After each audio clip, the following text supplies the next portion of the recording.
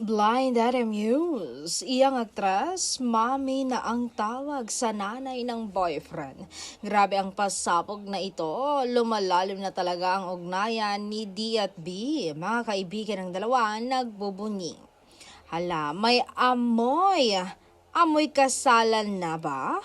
Marami ang nagulat at kinilig matapos na booking na mama na pala ang tawag ni B sa mami ni D sa kabila ng kanilang paghihiwalay bilang love team ay tila mas naging solid at close ang kanilang ugnayan sa totoong buhay.